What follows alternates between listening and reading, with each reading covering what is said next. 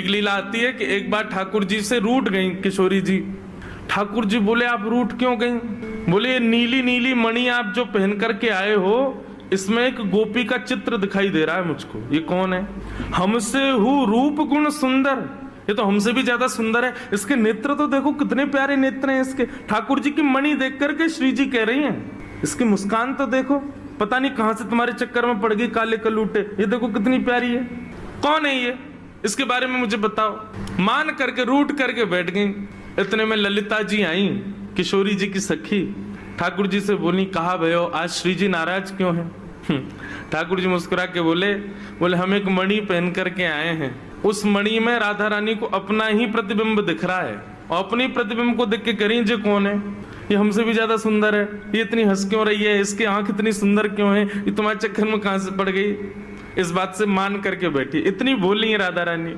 तो राधा रानी मान करती हैं, पर एक दिन किशोरी जी ठाकुर जी से बोली कि आज आप मान करो।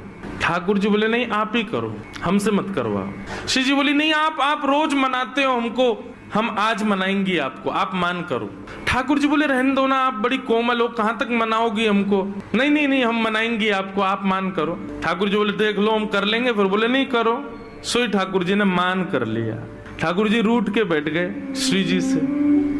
अब श्री जी ठाकुर जी को मना रहे हैं, कभी ठाकुर जी की मनपसंद वस्तु बना के लावे, कभी ठाकुर जी का मनपसंद राग गा के सुनावे, कभी ठाकुर जी को नृत्य करके दिखावे, कभी ठाकुर जी के सामने उनका मनपसंद श्रृंगार करके आवे।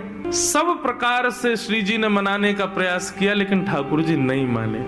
और मान लीला का ये नियम है कि सूर्यास्त तक मना सको तो मना लो, सूर्यास्त के बाद मान खत्म हो जाएगा। यदि मान में मना लिया तो मनाने वाला जीत जाएगा, और यदि मान सूर्यास्त तक नहीं मना पाए तो इसने मान किया वो जीत जाएगा।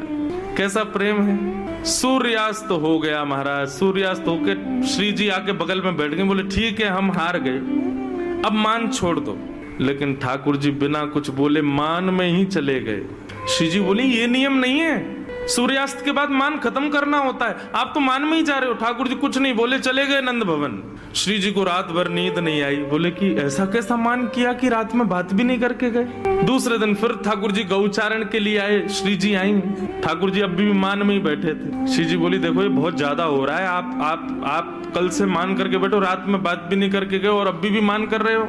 फिर श्री जी मनाने लगी, ठाकुर जी फिर नहीं माने, और रात में फिर बिना बात किए चले गए। 2 दिन हो गए, अब तो श्री जी से सहन नहीं हुआ, इतनी व्याकुल हो गई श्री जी। कल तीसरा दिन है, कल अंतिम प्रयास करूंगी, यदि नहीं माने तो मैं यमुना जी में जल समाधि ले लूंगी।